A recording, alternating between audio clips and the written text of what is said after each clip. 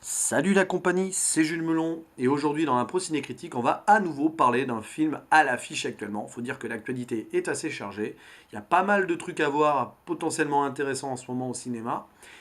Et là aujourd'hui il est temps de vous causer d'un film qui est sorti ce mercredi, Sale temps à l'hôtel El Royal ou Bad Times at the El Royal en VO.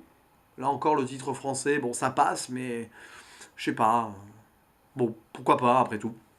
Réalisé par un certain Drew Goddard, pas forcément connu par ses réalisations jusque-là, si ce n'est qu'il paraît qu'il a fait un très bon film d'horreur qui s'appelle La cabane dans les bois, qu'il faut voir, donc je le verrai un jour, mais je n'ai pas vu de film de lui jusqu'à maintenant, qui est connu surtout pour être le scénariste de bons films tels que Cloverfield ou World War Z, un peu moins bien du coup, Seul sur Mars, et qui là se lance dans le thriller, un thriller un petit peu hors du temps, fin années 60, dans l'Amérique un peu perdue entre le Nevada et la Californie.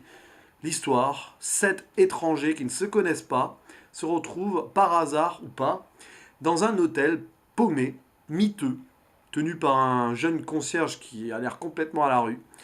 Et chacun de ces étrangers a un secret à cacher, n'est pas celui ou celle qu'il ou elle prétend. Et à partir de là, les secrets s'entremêlent, machin, et tout. Et puis ça fait une intrigue qui se complexifie de minute en minute.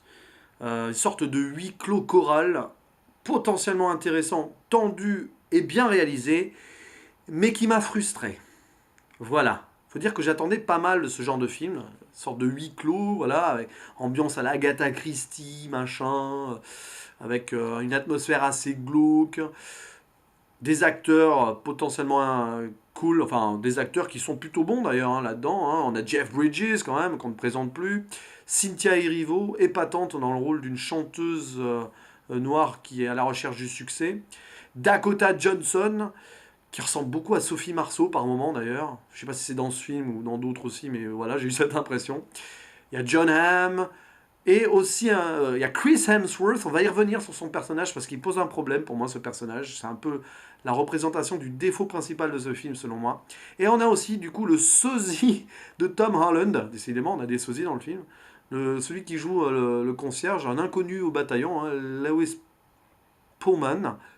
Je crois pas que j'ai déjà vu de film avec lui, mais en tout cas, cette impression, comme quoi j'avais à un moment l'impression de voir Tom Holland, celui qui joue Spider-Man dans les Marvel. Là.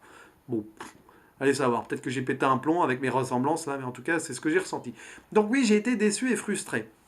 Pas dans la réalisation, pas dans le jeu des acteurs, tout ça est très bien fait, mais plutôt dans l'intrigue. Parce que à vouloir se concentrer à la fois sur plusieurs personnages dont les secrets sont potentiellement intéressants, ben en fait on arrive à ne pas développer leur histoire suffisamment, à mélanger tout ça et au final le côté narratif du film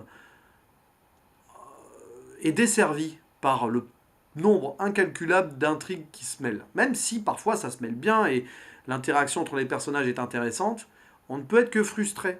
On aurait pu avoir ce même genre de film avec, en se concentrant sur un secret en priorité et rebondir là-dessus. Ça aurait été peut-être mieux. Là, à force de multiplier les twists et les révélations sur les personnages et tout, et sur qui ils sont, sur qui ils ont été, sur ce qu'ils ont fait, etc., à la fin, on se retrouve en mode ok, et ouais, mais non, en fait. L'histoire en elle-même, du coup, c'est pas qu'elle tient pas debout, et encore, il y a quand même des raccourcis là-dedans. Il y a encore ce personnage de Chris Hemsworth qui me pose un gros problème. On va finir par en parler. Hein. Et puis voilà. Puis le message du film, du coup, on sait pas trop quel, quel est ce message. Et ça m'a un peu dérangé. Alors, il y a sûrement plusieurs analyses à faire et tout, mais je vais pas faire de spoiler et tout. Là, je vais me contenter de donner mon ressenti par rapport à tout ça. Alors, pas faire de spoiler. Si vous avez vu le trailer, vous avez été spoilé. Malheureusement, sur un personnage. Celui de Jeff Bridges, le prêtre, le père Daniel Flynn. Le trailer nous spoil qui il est vraiment. Enfin, ce qu'il n'est pas, ou etc. C'est dommage. Parce qu'on perd ça. Même si on aurait pu très vite le deviner, on perd ça. Pour le reste, je pense pas que le trailer spoil beaucoup, mais bon. Le problème, voilà, c'est que ces personnages. Enfin, l'intérêt des personnages, au-delà de leur histoire, en fait, réside dans leur twist. Voilà, on a envie de savoir qui ils sont vraiment, mais une fois que c'est révélé, pouf, C'est pas que ça tombe à plat, mais on est un peu moins happé. Et j'ai un peu l'impression que ce film veut trop nous surprendre sur qui sont les personnages, leurs vraies envies, les enjeux et tout. Mais du coup, on en perd en narration et en cohérence quelque part. Un peu à l'image parfois de la réalisation qui nous fait miroiter des trucs avec des plans séquences super bien faits, très intéressants, des dialogues pesants, calmes et tout. Puis pouf, vous avez des jump scares presque sur voilà, des moments où il y a des morts, etc., où ça tire, ou des trucs. Vous avez des jump scares. On voit qu'il a fait un film d'horreur, du coup, le gars. Et c'est un peu à la métaphore du film, quoi. On est aussi en mode prends ça dans ta gueule quand il y a des révélations. Mais une fois que c'est passé, et dans l'ambiance, et dans le rythme du film, ça fait bizarre, je trouve. Voilà, je suis sorti de ce film en étant un petit peu frustré parce que vous avez un rythme dark, sombre, avec des trucs parfois qui vous sortent comme ça à la gueule. C'est pareil pour les histoires. Ah, ça se met en place, c'est pas révélation, puis voilà. Donc vous avez une histoire d'argent là-dedans, avec un ancien cambriolage. Ça c'est dès l'intro du film, on voit 10 ans avant, un gars qui revient et qui cache un truc sous le plancher, qui s'est démonté la gueule. Voilà, premier jumpscare, on l'attend pas. Boum. Ah, ça surprend, c'est sûr, mais bon, ok. Et puis 10 ans après, apparemment, il y a un des personnages qui revient récupérer l'argent. Vous avez une histoire de kidnapping, vous avez une histoire d'espionnage, vous avez une histoire de meurtre ou pas, de drogue un peu.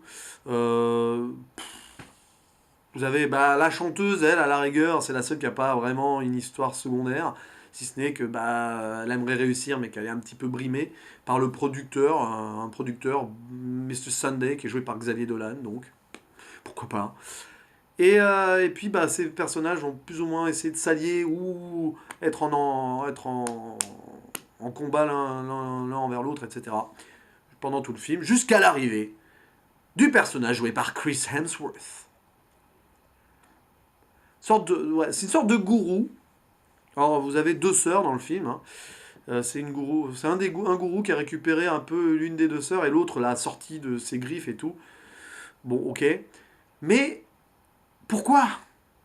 Enfin, je veux dire, ok, c'est un gourou, machin, une sorte de secte et tout. Bon, il revient parce qu'il a envie de récupérer cette fille qui lui appartenait en gros. Mais quand vous arrivez à la fin du film, sans spoiler, et puisqu'il arrive à El Royal et tout, c'est montré dans le spoiler ça, on comprend pas pourquoi il se passe tout ça à la fin.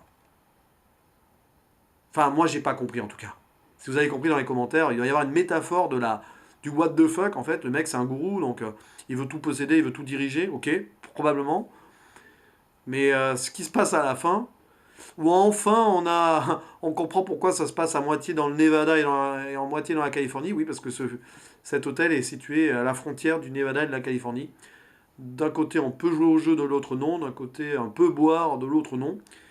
Et c'est que à la fin qu'on comprend pourquoi il y a le côté casino. Bon, bref, hein, ça aussi c'est mal utilisé, c'est dommage. Donc c'est une frustration ce film. Il y a plein de bons trucs, l'ambiance est très belle. Vraiment, il y a une bonne photographie, une bonne lumière. La réalisation est bonne. C'est ces jumpscares qui parfois sont là pour faire too much, mais sans plus. Mais l'histoire. Puis vous avez des flashbacks et tout. Ok, ça passe, mais une fois arrivé à la fin, on se dit ok, d'accord. Puis il y a un autre problème dans ce film, c'est pour moi le message donc. Quel message a-t-il voulu porter? Il y a pas mal de thématiques donc, qui tournent autour de la religion et de la morale. Qu'est-ce qui est moral ou pas? Il y a beaucoup d'immoralité et de moralité là-dedans. Tout ça se mélange et à la fin, c'est bête à dire, mais on ne sait pas trop ce qui gagne. Est-ce que c'est plutôt le côté moral? On a tendance à vouloir le croire, surtout pour un des personnages. Ou est-ce que c'est le côté immoral? Là aussi, on a tendance à le croire. Quel est le message qu'a voulu faire passer le réalisateur? Alors moi, ça me dérange, parce que ce genre de film, vous avez quand même pas mal de thématiques, tout ça. Si à la fin, je me retrouve à me dire, quel est le message? Qu'est-ce que ça veut critiquer ou pas? Si ce n'est peut-être, oui, il y a un message pour l'époque anti-guerre du Vietnam, à un moment. Ouais, ça apparaît. Il y a un message antiraciste à travers le personnage de Cynthia Erivo. Ouais, ça c'est vrai. Il y a un message anti-sexiste aussi, à travers ce personnage, qui est une femme forte, qui se laisse pas faire, et aussi à travers le personnage d'une des deux sœurs, notamment. Ouais, c'est vrai.